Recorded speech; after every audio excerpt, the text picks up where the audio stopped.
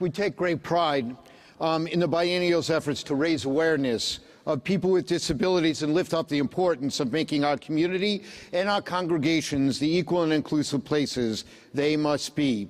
Now we have an extraordinary partner in this work, the Ruderman Family Foundation. Under the leadership of its president, Jay Ruderman, the foundation is doing transformative work in seeking to change the culture and the practice of our national movement and our individual synagogues to make inclusion the norm of our institutional and our religious life. And through Hinenu, to help roll that out, a coalition of the Reformed, Conservative, Orthodox community across the Jewish community. Simply put, here, we are honored to have this partnership led by Jay Ruderman, who is truly a visionary.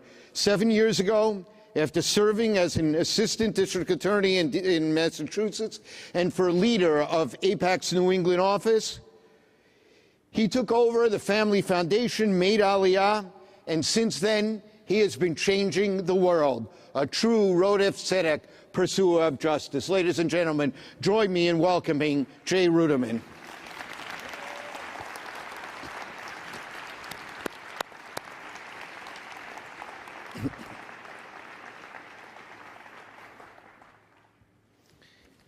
Jay, welcome. Jay, you are having enormous impact on changing the world, the Jewish world, in terms of issues of inclusion. If your vision of how the Jewish community should engage with the differently abled became the reality of Jewish life, what would that look like? What would be done away with, and what would be added? First of all, let me tell you what I think the state of the Jewish community is. If I look at Jewish philanthropy that's done Jewishly, most of it is focused on the issue of continuity, whether we're talking about day schools, Jewish camps, trips to Israel. It's all about how do we keep our kids Jewish and how do we keep our community going forward. It doesn't make sense, and the Jewish community has not done a good job at including people with disabilities. They make up 20, as Rabbi Jacob said last night during his speech, they make up 20% of our population. And if you would indulge me for a second, I'd like to ask the audience, by a show of hands, how many of you have a child, a grandchild, a niece, a nephew, a neighbor, a friend, or are yourself a person that has autism, Down syndrome, any physical disability? So if you look around, disability is all of us. And it is the only minority group. First of all, it's the largest minority group in the world, but it's the only minority group that all of us, if we live long enough, will end up joining. So it makes sense from a point of continuity that the Jewish community will do a better job at including people with disabilities. Furthermore, Rabbi Jacobs last night made a point about social justice, about how young people in our community are attracted to the issue of social justice.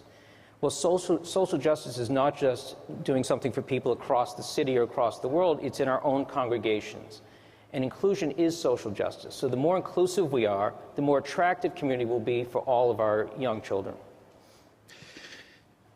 The focus of our new partnership between your foundation and the URJ has been on our synagogues here in North America. But there is a strong international component to the foundation's work.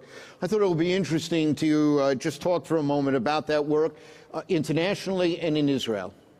Well, first of all, I want to say how proud I am to be here, and this partnership is so important. Through our partnership together, all 900 Reformed synagogues across North America will have the opportunity to become inclusive. And this is not just about the Reform movement. This movement and all of you here will become leaders for all of the Jewish people. The inclusion that Reformed synagogues will take on will become models for the conservative movement, the Orthodox movement, Chabad, and our whole community. Our foundation is based in Boston, but we're also in Israel. I live in Israel with my family, and we're very involved with the Israeli government. We have a partnership with the Israeli government and the Joint on including people with disabilities in the community. And I see disability as similar, both in the United States and Israel and around the world. It's a disenfranchised community that we have to do a better job at including. Another issue that we touch on is educating Israeli leaders about the American Jewish community. And we've brought several delegations of Knesset members to the United States. We have the privilege of establishing a caucus in the Knesset on the relationship between Israel and the United States. And in fact, a month ago, Rabbi Jacobs and Rabbi Stav, who's an Orthodox rabbi in Israel, both appeared on the caucus, and it was very interesting and enlightening to hear the differences between them. That was an extraordinary thing that you put together there. It was very interesting, very enlightening, and I think really for the Knesset members that were there and the news that it made really opened a lot of minds. And in terms of the foundation's work internationally and in Israel? Yeah, we are trying to stake out a leadership position. So we're both funders and we believe advocates on the issue of inclusion of people with disability, very involved in Boston and in Israel, now internationally, and we do a prize in disability that's gone to South Africa, Argentina, Mexico, Russia, and England. And so I believe that philanthropy is interesting where there's a void that you can step into, provide some leadership, and help the community move forward. Well, that's fantastic. And let me just remind people, as Rabbi Jacob said last night, the Covenant for the Protection of Rights of People with Disability that would take our Americans for Disability Act standards and make it internationally the norm is going to be voted on for ratification by the Senate. There's some ideological opposition on the grounds of sovereignty issues, but nothing would change for us.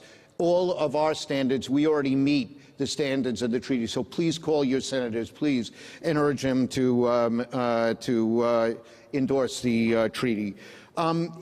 You have taken a new approach to philanthropy, one that several pioneers, visionaries around the country in the world of philanthropy have taken. Can you explain some of the key characteristics of your approach to philanthropy and what it means for us? Well, I come from a family of entrepreneurs.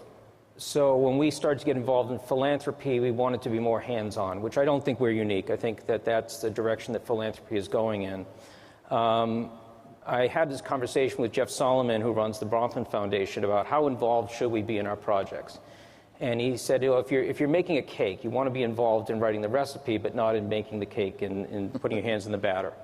And that's the approach that we try to take. We believe that we bring, in addition to the funding, an additional element of stressing awareness, bringing this issue out into the public, and that's where we feel that we've had success.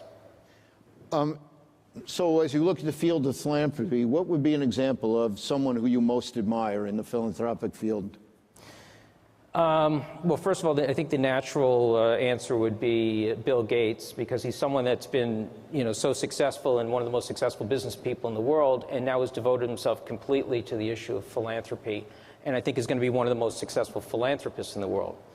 But if you're talking about the Jewish community, certainly we work a lot with and find a commonality with the Weinberg Foundation. They work with people who are disenfranchised, being whether disabled or elderly, people in poverty.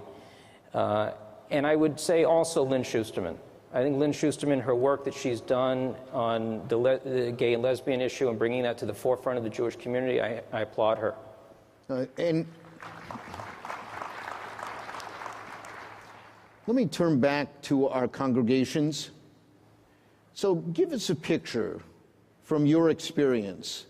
If we had a successful effort in a congregation to meet the goals that we're seeking to meet, what would it feel like? What would we be seeing in that congregation?